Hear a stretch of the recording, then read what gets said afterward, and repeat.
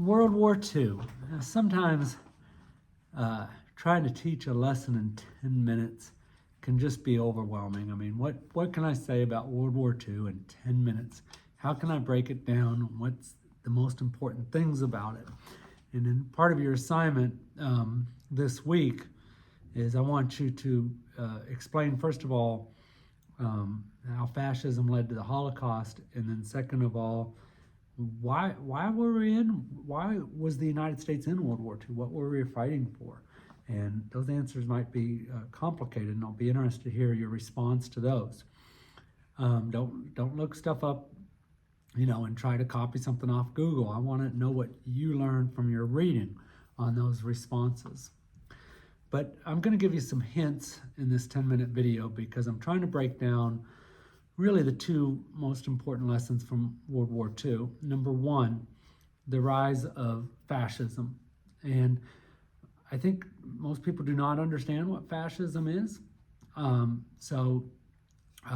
course, Mussolini begins fascism, and Hitler then takes it to a whole new level. It is authoritarian dictatorship. Fascism is emotional, not logical. Fascism centers around a single leader with charisma. In the case of Mussolini, he's known as El Duce, the leader. In Germany, Der Führer, or the leader in Hitler. It's extreme right-wing, it's reactionary. So it's reactionary to changes in society. So especially it's anti-immigrant, for example. It is racist. It believes in a specific ethno-nationalism, that to be a good German, you must be Aryan, and any other outsiders cannot be German, particularly Jews or Slavic or other people. It is also glorification of the state. So Germany, the fatherland, is the best in the world and the strongest. It is extremely masculine, and there's no room for weakness or femininity. And one of the targets of fascism includes LGBT, who were sent to concentration camps as well, and to death camps, because of this whole mindset that the fascists have. And there's no room for dissent. There's no room for difference of opinion, because that too is seen as weakness. Democracy is seen as weakness. And fascism is really important to study because we see elements of fascism creep into different democracies. There's different extreme reactionary ideologies where people begin to associate being American with being white, or being American. It takes on a religious connotation too, because it's kind of merged together in that regard as well. If you're interested, there's a short documentary clip called "Night at the Garden." It's really good. It's only about 5 minutes long, and it was nominated for Academy Award for Best Short Documentary. And it's just a clip of a Nazi rally here in the United States in the 1930s at Madison Square Garden. That's why it's called Night at the Garden. And you'll see Americans there because today we associate Hitler with evil, and nobody, unless you're some guy with a swastika tattooed on you, is going to argue in favor of Hitler. But Hitler was actually somewhat popular in the United States. You had people like Charles Lindbergh, and Henry Ford Motor Company, that were anti-Semitic. They hated Jews, and they liked a lot of what Hitler was doing. For a time, it looked like this country, if FDR didn't win the election in 1940, there was a real threat that someone like Lindbergh, who was more pro-Nazi, might come into power and then might not get involved in Europe, which is another lesson about the war in Europe in World War II. Roosevelt's leading us towards interventionist. You have the isolationist. Ironically, they're called America First. And I say it's ironic because that's the same motto that Trump has been using and has used for years. And it's like, okay, that America first is what the people that were saying that wanted to not confront Hitler and the Nazis, and because they argued the same thing. No, it's not our business. And FDR is trying to say, yeah, it's our business because this is a threat to democracy everywhere. And so we didn't do much. Britain didn't do much. We kept thinking, oh, that's Russia's problem. And that's what Britain thought. Chamberlain appeased Hitler. And then before you know it, Hitler took over all of Europe. That appeasement, often there's parallels in history. With regards, Putin taking Crimea, was he just appeased with Crimea when he could do it in 2014 from Ukraine and nobody said anything? And so he really, I think, felt like he would just take Ukraine and nobody would respond. But the Ukrainians stood up to him. And now we're kind of in a similar situation. Do we intervene on the part of Ukrainians fighting for democracy? Or do we go to an America First stance where we've got our own pressing problems at home and that's none of our business? But if so, are we not standing up for democracy and freedom and self-determination? So there's those classic things as well.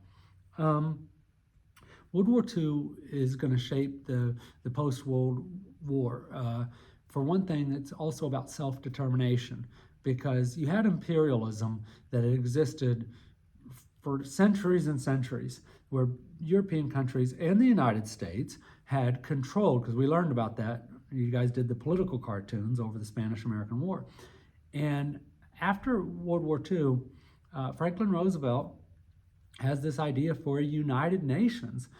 Wilson had the League of Nations, but he didn't want to grant self-determination or the right to their own country to less developed parts of the world. It felt like they weren't smart enough, very racist attitude. But Franklin Roosevelt has this vision before he dies of a United Nations.